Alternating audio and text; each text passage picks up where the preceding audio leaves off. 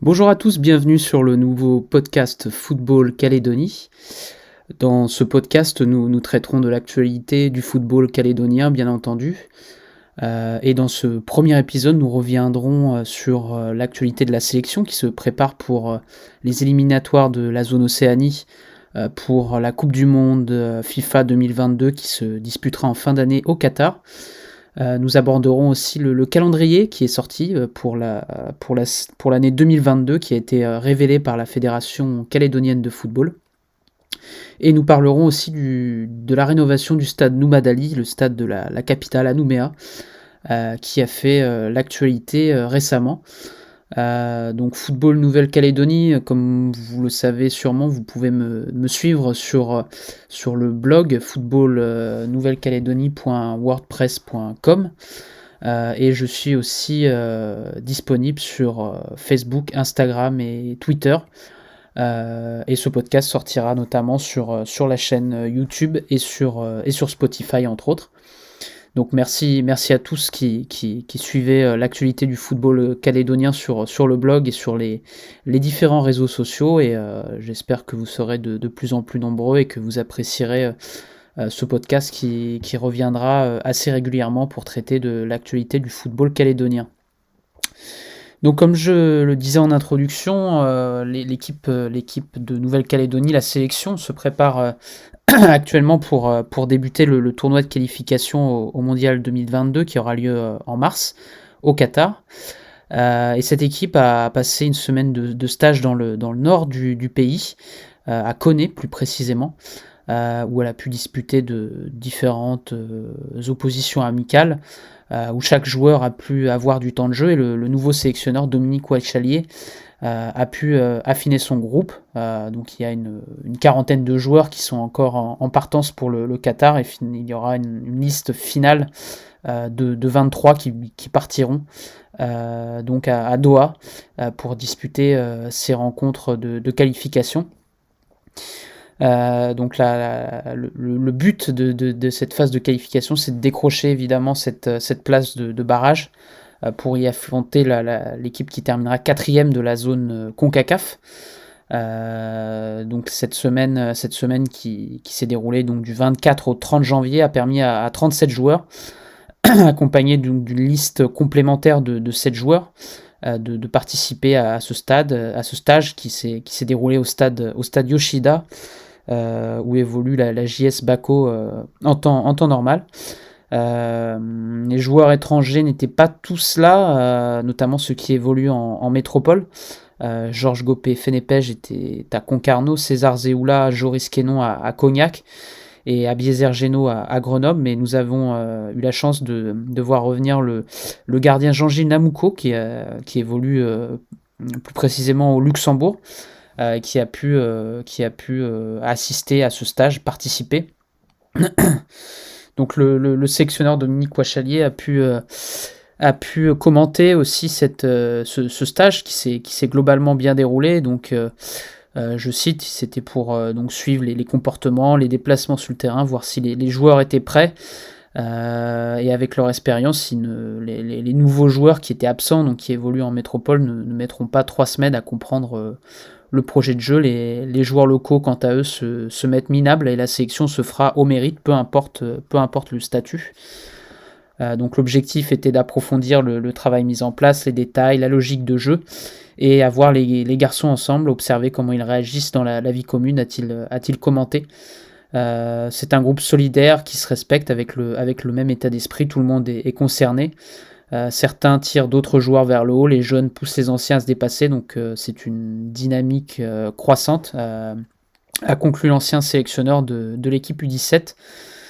Et les Calédoniens donc effectueront un prochain stage en métropole, donc probablement à Nantes.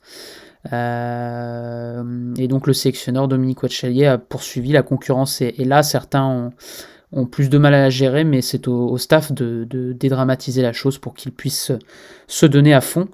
Et c'était en tout cas un stage intéressant avec pas mal de surprises et certaines idées qui ont changé au fur et à mesure. Donc la liste, on va pouvoir la commenter. Donc la liste la pré-liste finalement, avec 5 gardiens de but, Steve Ixoé de l'AS Magenta, Michael Ulil qui revient donc de Métropole et qui va s'engager avec l'AS Magenta, Thomas Schmidt de l'AS Mondor, Jean-Gilles Namuko, donc qui évolue au Luxembourg en deuxième division avec l'FC Alisontia Steinsel. Rocky Nikene qui évolue à Yengensport. Il y avait 11 défenseurs également, donc Alexandre Sio qui évolue au FC Nedjeu, Romaric Vallon qui évolue à l'AS Wetch, William Roqueat qui évolue à l'AS Lossi, Jean-Brice Wadriaco de Tigasport, Émile Béarun de Yengensport, Rodrigue Vallon de l'AS Wetch, Jean-Luc Descoires de Yengensport, Joël Wakanmune de Tigasport, Pierre Koma de Trio Kedeng, Vincent Vaquier de l'AS Cougnier, Joseph Attal de Yengensport. Il y avait également le même nombre de milieux de terrain, à savoir 11, avec Cédric Descoires du CA Saint-Louis, Morgan Matlon de Tigasport, Pierre Bacot, son coéquipier de Tigasport, tout comme Shen Welepan, Cédric Sanso, qui a été terminé champion de Nouvelle-Calédonie de Super League avec Yengensport la saison passée, Meiron Xalitre du SC Nedjeu, Roberto Neoere de l'AS Cougnier, César Zeoula qui évolue lui en métropole à l'UA Cognac FC, entraîné par Thierry Sardo, l'ancien sélectionneur national, Abiezer Geno, qui évolue donc au Grenoble Foot 38, qui a fait notamment ses débuts en Ligue 2 face à Auxerre, une défaite 1-0 le samedi 8 janvier, et donc qui n'était pas présent lors de ce stage à Koné, retenu par son club en métropole. Joris Quénon également de l'UA Cognac FC en métropole, et enfin Louis Pia de l'AS Wetch. Et pour terminer, 10 attaquants, Antoine Rouanet de Yengensport, Jean-Philippe Saiko de l'AS Lossi, mais qui est transféré à l'AS Magenta, Nathanaël Mahen du SC Nedjeu, Titouan Richard de Tigasport, Richard Sellet de Tigasport également, Jorgan Vetria qui évolue du côté du SC Nedjeu, Romaïel Nepamouindou à la JS Bako, Georges Gopé-Fenépèche qui évolue lui en national chez le leader de la 3e division française, l'US Concarneau, qui est notamment rentré en cours de match face à l'US Orléans le week-end dernier au cours d'une défaite, malheureusement, mais il a pu disputer quelques minutes avec le club breton. Germain Awegen de l'AS Wetch qui est transféré donc à l'AS Magenta pour la saison 2022 qui commencera donc un peu plus tard cette année, et Louis Waya qui évolue à Tigasport. Donc le sélectionneur a également créé une liste complémentaire de joueurs qui pourraient rentrer dans la liste finale en cas d'absence, de blessure ou de cas de Covid. Aldo Théouvet de l'AS Mondor, Reynaldo Nonme de la JS Bako, Christopher Wachalier de l'AS Wetch, Jean-Paul Audra de l'AS Cougnier, Roy Kayara de Yengensport, Bertrand Kay de Yengensport également, et enfin leur coéquipier Ryan Houé de Yengen. Donc une liste complémentaire de 7 noms. Donc le sélectionneur a commenté, les choix à faire sont bien évidemment jamais évidents. Les joueurs ont été très investis, il faut louer leur investissement, mais c'est aussi malheureusement le rôle du sélectionneur avec son staff de devoir faire des choix pour progressivement restreindre la liste et arriver à la liste finale de 23 joueurs qui partiront au Qatar.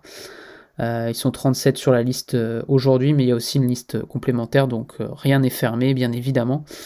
Et une nouvelle liste complémentaire sera donnée donc à la fin du stage à Koné, donc qui s'est achevé le 30 janvier. Donc cette liste ne devrait pas tarder à être reconnue. L'échéance se rapproche, on demande beaucoup d'investissement aux joueurs, mais ils savent ce que demande le haut niveau et une telle compétition.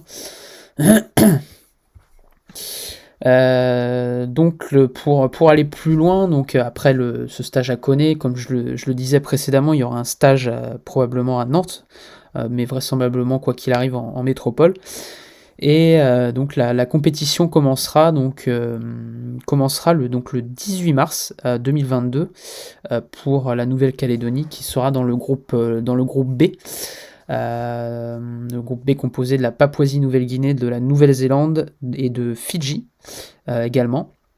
Le premier match donc aura lieu le 18 mars 2022 à 20h. La Nouvelle-Calédonie affrontera Fidji.